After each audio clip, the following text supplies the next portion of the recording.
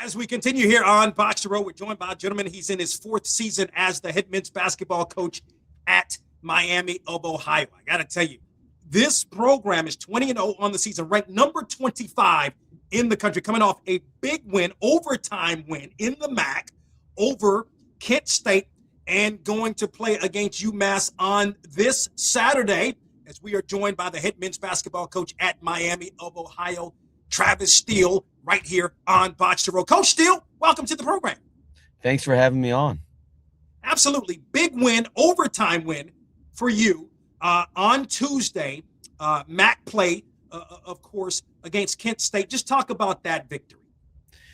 Yeah, number one, Kent State's got a great program. Rob Senderoff is they're so consistent every single year. They're at the very top of the league. Have a ton of respect for him. He and I worked together several years ago now, back at Indiana University for Kelvin Sampson. And so he's done a remarkable job up there. And I told our guys, listen, wherever we go, we're going to get everybody's best shot. Everybody's going to have a promo or a free giveaways and all this. And it's a sign of respect for our guys. And we want that. We want to play in environments like that. It was an electric environment, very fun place to play. And again, listen, to beat Kent, you got to be tough. It's a game of toughness. They dominate the glass. They create turnovers. They're big. They're physical. And I obviously got off to a great start in the first half. We got up big, and then they crept back into it. And in the second half, then it took it to overtime. Our guys are unflappable in big situations, in big moments. They don't panic at all, and that's what we did on last night against Kent State. We were cool, calm, and collected down the stretch, and we did our job and got the shots that we wanted and got the stops when we needed to. Yeah, can you talk about the play in particular? I guess in this game, but then also maybe overall this season in terms of Peter Suter. Look, he had 27 in the game.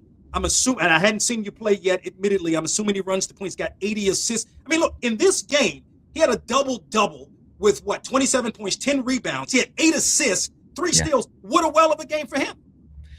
Yeah, he plays every position known to mankind. He's one of those guys. You could call him the 1, you could call him the 2, the 3, the 4, the 5. He's a Swiss Army knife, man.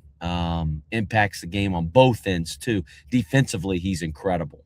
He's a lockdown guy. He's as good of any player in college basketball, in my opinion. Regardless of level, the way that he impacts winning. He rebounds it. He passes it. He takes care of the ball. He can shoot it at a very high clip. He can score it around the rim and mid-range. He can get his own shot. He does literally everything out there. He's the ultimate winner. One of the biggest compliments I can give Peter is he could go for 37 points like he did against Buffalo 2 games ago, and then he could go for 10 points, and he doesn't care. He just wants to win. Whatever that game takes and whatever it takes to win, that's what Peter Suter's doing. He is the ultimate winner, man. And he's always been that way ever since I've seen him in high school when he was at Carmel High School in Indianapolis. That's how he's built, man. So he's a great player for us, man. Terrific player.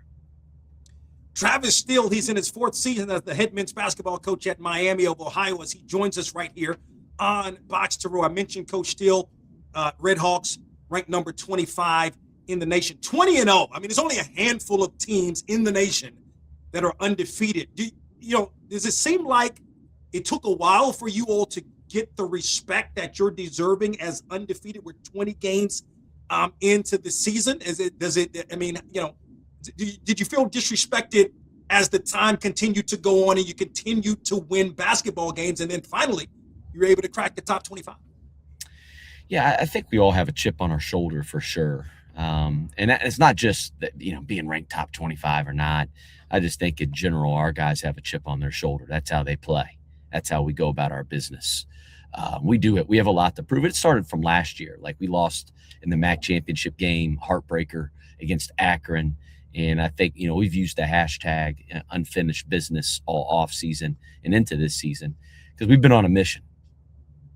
And player-led teams are way better than coach-led teams. We have incredible leaders: Evan Ipsaro, Ian Elmer, Peter Suter, guys that were voted as captains by their teammates, to help hold each other accountable. It's our culture is elite because of those guys, right? And I think we've been on a mission since then, and it kind of propelled us this off season. And then it's top 25 is nice and all that. It's great for our school. It's great for the recognition for our alumni. Creates a great energy. But like I told our guys, I could care less about the record. It's more about trajectory for me, right? Be obsessed with the trajectory of our team. Are we getting better? We need to peak in March when it matters most. And we still have a lot of upside with our team. We play 4 freshmen. All right, we play 2 sophomores. We're young. We're one of the younger teams in our league too. So I think that it gives us a ton of upside here down the last month and a half that we got to be able to fully reach. Yeah, you touched on last season and maybe how it's propelled into this season. I got to ask, a 25-9 record, I realize mid-major and all of that kind of stuff, and you lose in the championship game to Akron. Was it, how tough a pill was that to swallow? Not only, losing in the championship game, realizing that if you win, you're in, but also the fact that you didn't get any postseason play. Yeah, it was gut-wrenching, because we led for probably a good 39 minutes and 56 seconds of that game, and they got us at the very, very, very end. And it was hard, man. I felt really bad for our guys. They give everything they got. Literally everything. They empty the tank every single day. And they do everything right, man. Like they're super connected. They play for one another, and you want to see good things happen to good people. And I wanted them to get that experience of the NCAA tournament because there's nothing like it. And so I was hurt, but those tough moments make you who you are, right? It really does, and I'm a firm believer in that. And I think we've seen that. I think it's made us better. That experience has made us better. And that's what all experiences are about in life, right? Or you continue to get better or you're not. And our guys have responded the correct way to how last season ended. Now, the postseason piece, the NIT piece is the NIT piece. If we weren't going to be able to play in that, we weren't playing in any other, all these other tournaments. No offense to those other tournaments. Yeah. No, I definitely get that. Of course, we are joined by Travis Steele, the head men's basketball coach at Miami of Ohio, joining us right here on the program for a couple of more moments. I sort of smile and chuckle because you did lose to Akron. Your brother is the head coach. That had, what kind of rivalry, is it sibling rivalry did you all have, sort of coming up? That had to make it a little, I'm just saying, maybe make it a little bit tougher. Yeah, it's hard, man. Even, I don't know how if John would feel the same way, but we beat them 3 weeks ago or whatever it was. And it's man, I'm obviously when you're in the game, you're playing to win, right? The brother thing goes out the window, man. He's doing the same thing. He's an ultimate competitor, but it also hurts a little too. Cause again, there's nothing thicker than blood. There's nothing thicker than blood, man. I love my brother. I cheer for him. I want him to do really, really, really well. But again, it's probably hardest on our mom, if we're being honest. That's probably the hardest part. It's weird being in the same league, but it is what it is, and he's done a great job at Akron. He's built a very, very consistent winner, man. He's been incredible, the amount of success they've had there. And,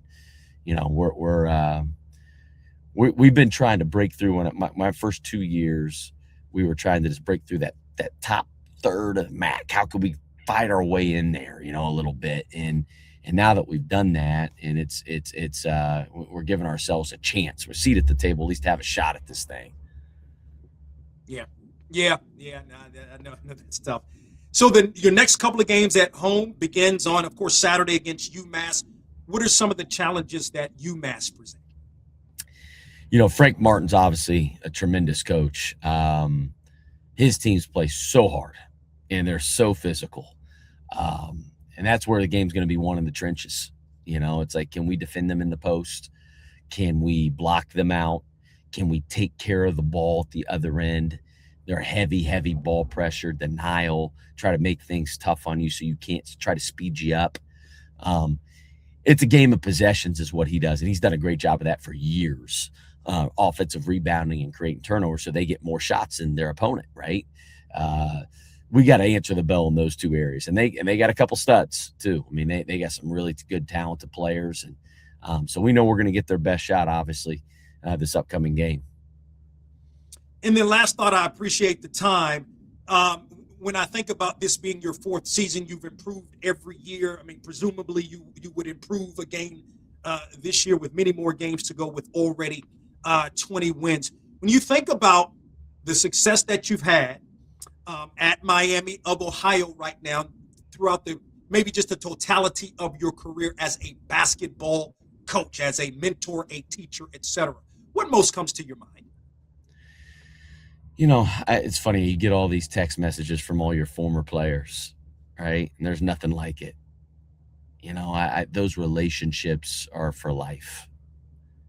And that means I'm doing my job, right? And it's just seeing guys graduate, seeing guys be successful, whether that's playing in the NBA, Euro League, whether they're in the business, whatever they're doing.